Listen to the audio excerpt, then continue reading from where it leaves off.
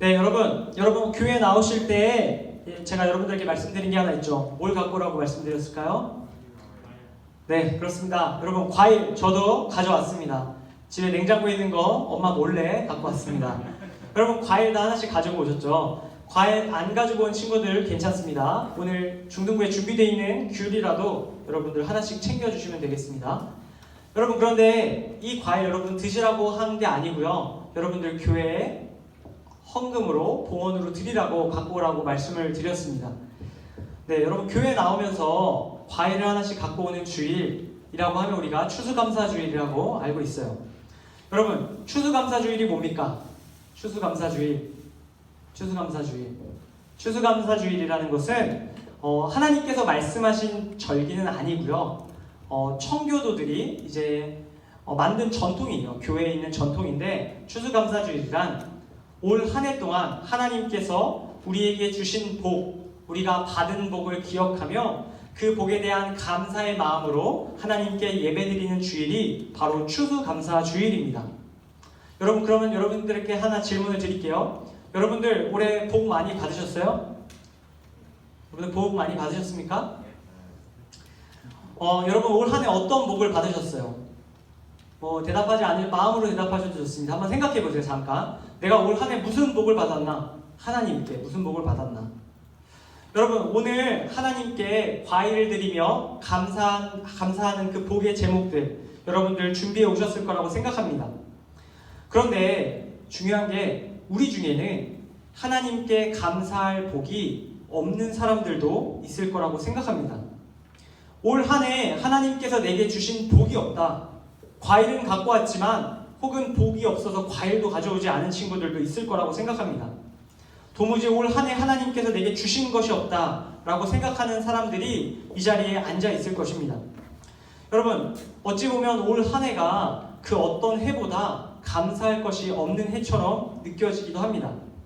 여러분, 올해 코로나가 진정되고 이제 올해 초부터, 그러니까 2021년이 시작되면 코로나가 끝날 것 같은 그런 기대에 찬 마음을 우리가 작년에 가지고 있었습니다. 그런데 우리의 기대대로 되지 않고 겨울이 지나가며 점점 코로나 확진자가 늘어나며 다시 코로나 사태가 심각해지는 것을 보게 되었어요. 우리가 꿈꾸던 아름다운 일상이 모두 중단되고 비대면 시대를 다시 살게 되었어요. 특별히 중등부에서 아쉬운 것은 우리가 올해 초에 매년 겨울에 무엇을 하죠? 겨울 수련회 시간을 갖습니다. 여러분들이 새로 올라오면서 또 새해를 시작하면서 중등부 겨울 수련회를 통해서 한 해를 뜨겁게 시작했는데 중등부 겨울 수련회도 우리가 코로나 때문에 제대로 진행하지 못했습니다. 봄이 되고 이제 또 상황이 좋아지면 여름 수련회는 할 수 있겠지 우리가 기대했습니다. 그리고 정말 우리의 바람대로 여름에 수련회를 할 수 있을 것처럼 봄이 지나가며 다시 대면이 활성화되었어요. 그런데 여러분 어떻게 했어요? 여름에 어떻게 됐죠? 여름에 다시 코로나가 심해지면서 여름 수련회를 하지 못하게 되었습니다. 여러분, 제가 올 한 해 가장 속상한 것 중에 하나가, 또 선생님들도 동의하실 텐데, 저희가 중등부 여름 수련 여러분을 위해서 얼마나 열심히 준비했는지 몰라요. 교회를 막 돌아다니면서 보물찾기 컨셉을 우리가 얼마나 열심히 준비했는지 모릅니다. 우리가 완벽하게 다 짜놓고 막 보물지도까지 그리고 있는 상황이었는데 여름 수련회가 중단되었어요. 여러분, 그 어느 해보다 즐거운 올해가 되기를 바라는 마음으로 준비했지만 모든 것이 물거품으로 돌아갔습니다. 그리고 4개월이 지나서야 7월 11일부터 11월 7일까지 무려 4개월이란 시간 여름 수련회를 포함해 모든 것을 하지 못하고 드디어 연말이 되어서야 올해를 마무리하는 이 문턱에 와서야 드디어 대면 예배가 시작되었습니다. 여러분, 우리 중등부 공동체의 신앙생활이 굉장히 어려운 한 해였습니다. 저도 그렇고 여러분도 그랬을 거라고 생각합니다. 여러분, 우리 신앙생활만 그랬을까요? 아닙니다.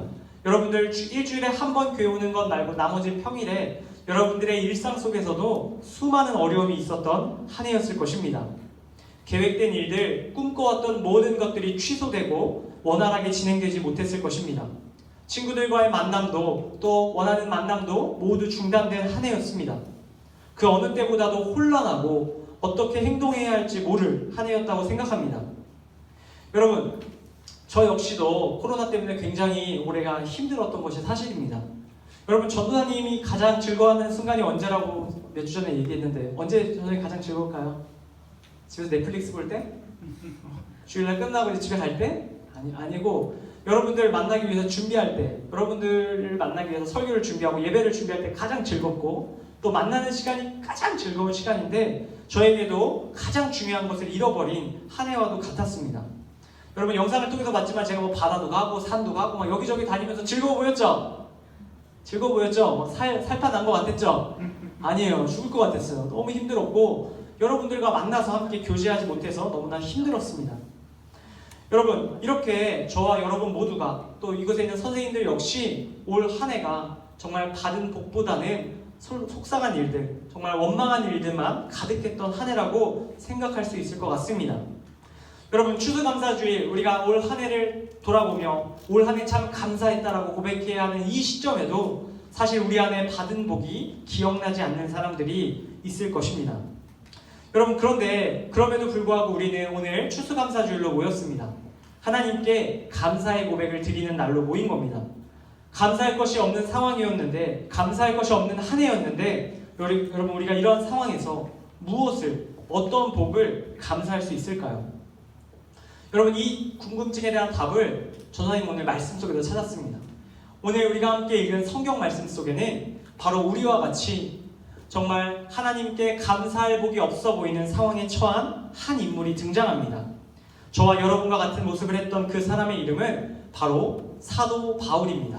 우리 PPT 좀 넘겨주세요. 사도 바울의 모습 한번 보여주시면 좋겠어요. 자, 오늘 함께 읽은 성경 에베소서라는 말씀은 사도 바울이라는 사람이 기록한 편지입니다. 여러분 편지 쓰고 받아보셨죠? 저도 이제 얼마 안 있으면 이제 여자친구의 생일이기 때문에 편지를 써야 되는데 막막합니다. 여러분 편지를 쓰고 받는 일을 여러분들 모두 다 경험해 보셨을 거라고 생각합니다. 여러분 오늘 성경 말씀 이 에베소서라는 성경도 이 바울이라는 사람이 하나님의 종인 바울이 에베소 교회에 있던 교인들에게 썼던 편지입니다. 그런데 이 편지를 쓸 당시에 바울은 굉장히 특별한 상황에 처해 있었어요. 바로 이 사도 바울이 감옥에서 감옥살이를 하고 있었던 것입니다. 사도 바울은 로마에서 감옥 생활을 하던 도중에 이 편지를 썼습니다.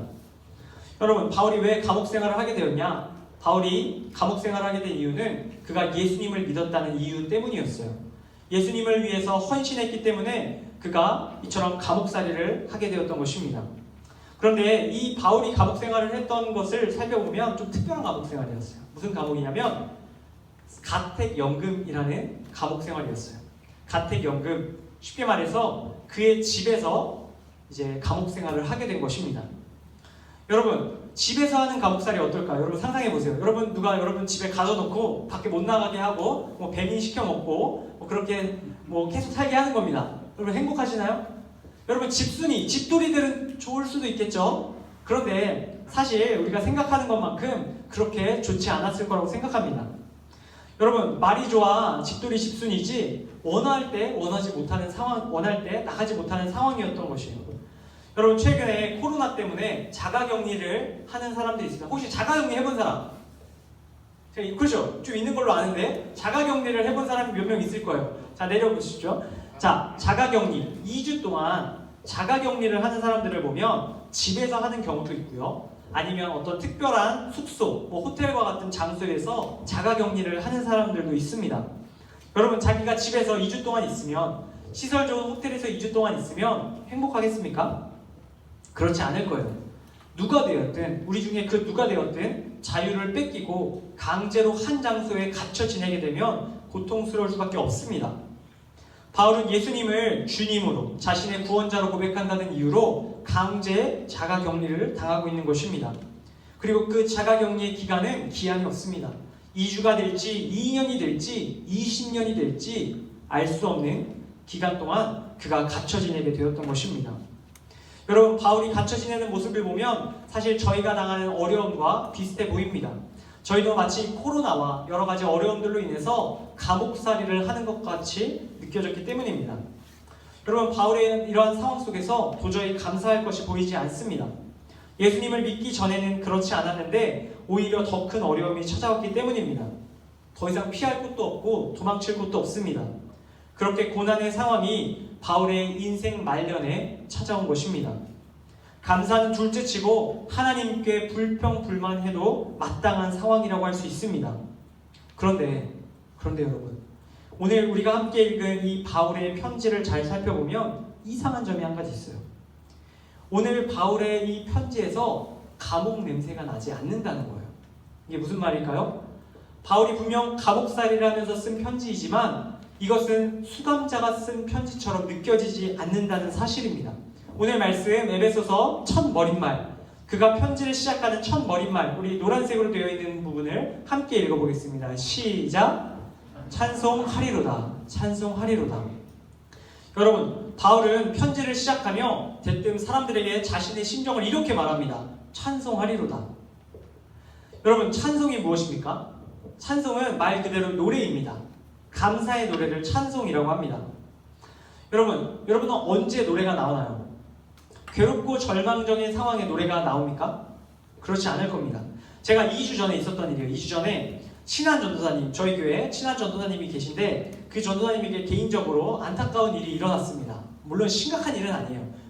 안타까운 일이 일어났는데 여러분, 공교롭게도 반사이 그렇게 얘기할 수 있을까요? 그분이 어려움을 당함으로 인해서 저에게 어떻게 상황이 바뀌어서 저에게 오히려 좋은 상황이 되었습니다. 여러분, 그래도 동료고 친한 관계인데 제가 그분이 안 됐고 내가 잘 된 상황에서 기뻐하면 돼요, 안 돼요? 기뻐하는 게 이게 예의가 아니죠. 근데 제가 일부러 그런 게 절대 아닙니다. 일부러 그런 게 아닌데 저도 모르게 사무실을 들어가는데 콧노래가 나오는 거예요. 지난주에 콧노래가 나오는데 그 전도사님이 계신지 모르고 그 전도사님 뒤통수에서 찬양을 콧노래로 막 흥얼거렸습니다. 여러분, 그분이 딱 저를 째려보더니 아니 지금 내가 지금 이렇게 되는데 전도사님 그렇게 해서 지금 좋아요? 하고 혼이 났습니다. 우리 박땡일 전도사님이었는데 여러분 노래는 언제 나온다? 기쁠 때 나오는 거예요. 자기도 모르게 나오는 게, 기쁠 때 나오는 게 노래입니다. 여러분, 바울은 의지적으로도 부르기 힘든 노래를 지금 바울이 감옥 속에서 편지로 쓰고 있는 것입니다. 그는 오히려 우울에 빠지고 절망해야 마땅한 상황임이 틀림이 없는데 그런 그가 노래하고 있습니다. 그리고 그는 더 나아가 자신을 걱정하는 에베소 교회 교인들에게 함께 노래 부르자, 함께 찬송하자고 권하고 있습니다. 여러분, 바울이 왜 감옥 속에 있으면서 다른 이들에게 함께 노래하자고 말하고 있는 것일까요? 그의 입에서 이런 노래가 나오는 이유는 그가 감사하는 마음을 갖고 있었기 때문입니다. 여러분, 어떻게 감사할 수 있겠습니까? 3절, 우리 이어지는 그 뒷부분 말씀인데 우리 한 번만 함께 읽어보면 좋겠어요. 같이 읽겠습니다. 시작! 하나님 곧 우리 주 예수 그리스도 아버지께서 그리스도 안에서 하늘에 속한 모든 신령한 복을 우리에게 주시되. 아멘. 여러분, 바울이 노래하는, 감사하는 그 이유는 초록색이에요. 무엇? 신령한 복. 그가 복이 떠오른 거예요. 복이 떠오른 거예요. 감옥 속에서 복이 떠오른 겁니다. 무슨 복이 떠올랐냐? 어려운 상황과 환경이 있지만 그것을 모두 초월할 만큼의 놀라운 복이 그의 마음속에 떠오른 겁니다. 그러니까 자기도 모르게 콧노래가 나오는 거예요. 사람들에게 걱정하지 말라고, 나를 염려하지 말라고 함께 노래하자고 말하고 있는 겁니다. 그 신령한 복, 그 뒤에 나오는 말씀인데 제가 정리해서 한마디로 드릴게요. 신령한 복이 무엇이냐? 하나님의 자녀됨의 복입니다. 무슨 복이라고요? 하나님의 자녀됨의 복. 바울은 이것이 떠오른 것입니다. 내가 하나님의 자녀구나. 나의 부모님이 하늘에 계신 하나님이시구나. 이 사실을 깨달았던 것입니다. 바울은 자신과 에베소 교회 교인들 모두가 하나님께서 예수님을 통해 자녀 삼아주신 존재라는 것을 알고 노래하기 시작했던 것입니다. 하나님이 나와 너희의 아버지가 되어주셨으니 우리가 노래할 수 있다 말하고 있습니다. 비록 바울의 현재 상황이 세상의 복과는 거리가 멀어 보입니다. 감사할 것이 없어 보입니다. 바울은 하나님께서 이러한 상황 속에 있는 자신을 보고 계셨음을 알고 있었습니다. 그러나 바울은 노래할 수 있었던 것입니다. 하나님께서 나의 부모가 되어주셨기 때문에, 나의 영혼을 구원하여 주셨기 때문에 비록 상황이 나를 감옥과 같이 옥죄지만 나의 영혼은 하나님으로 말미암아 참 생명을 얻고 자유함을 얻었다. 이 세상 그 어떠한 상황에 갇혀있는 사람보다 참 기쁨이 있다 생각했던 것입니다. 사랑하는 중등부 여러분, 하나님께서 바울의 이 편지를 에베소 교회에 있던 교인들에게 뿐만 아니라 오늘 이곳에 앉아있는 여러분과 저에게도 동일하게 띄워주고 계십니다. 죄로 인해서 이 땅에서 영원히 고와 같이 살아가야 할 우리들에게 예수님을 통해 당신의 자녀 삼아주셨다고 우리에게 말씀하고 계십니다. 모든 상황 가운데에 부모로서 우리를 인도하여 주시고 우리에게 필요한 것을 공급하시고 우리가 끝내 웃게 하실 것이라고 하나님께서 이 에베소서 말씀을 통해 우리에게 약속하고 계십니다. 이것이 바로 오늘 말씀의 제목인 분명한 복입니다. 우리 중에는 분명한 복 외에 다른 복을 받지 않았다고 낙심하는 자들도 있을 줄로 압니다. 그러나 여러분, 복 중에 가장 귀한 복이 바로 이 신령한 복, 하나님의 자녀됨의 복임을 기억하실 수 있기를 바랍니다. 여러분, 제가 끝으로 한 가지 이야기 드리고 오늘 말씀을 정리하려고 합니다. 어린 두 아들을 둔 한 목사님에게 실제로 있었던 이야기입니다. 이 아버지인 목사님께서는 중학생, 여러분 또래의 첫째 아들과 초등학교 1학년, 저학년인 둘째 아들, 이 두 아들을 키우고 계셨습니다. 여러분, 하루는 이 두 아들이 아버지가 사주신 아이스크림을 먹고 있었다고 합니다. 첫째는 자신의 손에 들린 이 아이스크림을 순식간에 와그작 깨서 정신없이 먹어치웠습니다. 그에 반해 어린 둘째는 자신의 아이스크림을 귀하게 여기고 한 입씩 이렇게 할짝할짝 아껴 먹었다고 합니다. 그런데 자신의 아이스크림을 순식간에 먹어치워버린 이 첫째, 이 형이 동생에게 이러한 제안을 합니다. 무슨 제안을 했냐? 야, 동생아, 지금 우리 가위바위보를 해서 이긴 사람 아이스크림 한 입씩 먹는 게임을 하자, 이렇게 얘기를 한 거예요. 여러분, 형이 동생에게 제안한 이 게임은 지금 누구 아이스크림을 가지고 하자는 게임입니까? 형 아이스크림 벌써 다 먹었죠? 그럼 누구 아이스크림 가지고 하자는 얘기예요? 동생 아이스크림 가지고 하자는 얘기입니다. 그런데 이 초등학교 1학년 어리숙한 동생이 다른 얘기는 잘 안 들리고 게임하자는 말에 이제 귀가 딱 뜨여가지고 생각 없이 그렇게 하자고 이야기를 합니다. 가위바위보. 여러분, 첫 판 누가 이겼을까요? 동생이 이겼습니다. 동생은 기쁜 표정으로 소리를 지르고 자신의 손에 들려있던 아이스크림을 조금 아껴 먹습니다. 다시 한번 가위바위보. 두 번째 판 또 동생이 이겼습니다. 동생은 다시 한번 조심히 아껴서 아이스크림을 살짝 먹었습니다. 여러분, 마지막 가위바위보. 누가 이겼을까요? 형이 이겼습니다. 여러분, 형이 이기자마자 형은 그 순간 동생의 손에 들린 아이스크림을 낚아채고 자신의 입에 몽땅 털어놓고 그대로 삼켜버립니다. 여러분, 이 상황을 지켜보는 동생은 그 자리에서 그대로 울음이 터져버리기 시작합니다. 그런데 바로 그 장면을 바라보던 아버지의 눈에 들어온 현상 하나가 있었어요. 그게 무엇이냐면 이 둘째 울고 있는 아들이 빈 막대기를 바라보고 울고 있지 않았고 자신의 아이스크림을 빼앗아간 형을 바라보고 울고 있지 않았고 어디를 바라보고 울고 있었을까요? 바로 자신을 바라보며 울고 있었다는 것입니다. 아버지인 자신이 있는 안방을 향해서 자기를 애처로운 눈으로 바라보며 엉엉 울고 있었다고 합니다. 여러분, 둘째는 나이가 어렸지만 그리고 어리숙했지만 분명한 진리 한 가지를 알고 있었어요. 그것이 무엇이냐면 이 빈 막대기는 회복될 수 없고 자신의 형이 다시 사줄 능력이 없지만 누구에게는 능력이 있다? 아버지에게는. 나의 부모님에게는 이 모든 잘못된 상황을 바로잡고 더 좋게 만들 수 있는 능력이 있다는 것을 이 둘째가 본능적으로 알고 있었던 것입니다. 여러분, 그렇습니다. 부모만이 빈 막대기의 문제를 해결해 주실 수 있습니다. 부모만이 모든 어려움으로부터 그 자녀를 지키고 도와줄 수 있는 것입니다. 하나님은 빈 막대기와 같은 어려움 가운데 처한 우리들에게 능력 있는 부모가 되어 주십니다. 우리가 달달 암송으로 함께 암송한 말씀, 태초에 하나님이 천지를 창조하시니라. 이 세상을 창조하신 하나님, 이 세상을 다스리시는 하나님이 우리 자녀된 모든 사람들에게 가장 필요한 것, 선한 것을 주실 수 있는 분임을 여러분 믿으실 수 있기를 바랍니다. 2021년 추수감사주일 아침, 하나님께서 우리에게 주신 분명한 복, 가장 귀한 복이 바로 하나님의 자녀됨의 복임을 기억하며 오늘 말씀 속 바울과 같이 어려움 속에서도 자녀됨으로 인하여 노래를 그치지 않고 감사의 고백 올려드리는데 날마다 힘쓰게 되는 저와 여기 계신 여러분들 다 되실 수 있기를 이 시간 주님의 이름으로 다시 한번 간절히 축복합니다. 함께 기도하도록 하겠습니다. 우리 함께 기도하겠습니다. 하나님 아버지, 오늘 저희에게 들려주신 에베소서의 말씀을 통해서 바울이 감옥 생활 중에서도 분명한 복, 하나님의 자녀됨의 복을 기억했음을 보았습니다. 올 한 해 감옥과 같이 많은 어려움들이 저희를 구속하고 저희를 공경에 빠뜨렸습니다. 그러나 그런 가운데에도 항상 우리 곁에서 능력으로 우리를 붙들어 주시고 여기까지 인도해 주신 하나님께 감사드립니다. 우리를 선한 길로 인도하시며 가장 좋은 것을 주시는 그 부모 되신 하나님의 사랑을 기억하며 올 한 해 마무리하는 저희 다 되게 하여 주시옵소서. 주님 주신 모든 은혜와 축복에 감사드리오며 우리를 구원하여 주신 예수 그리스도의 이름으로 기도드립니다. 아멘.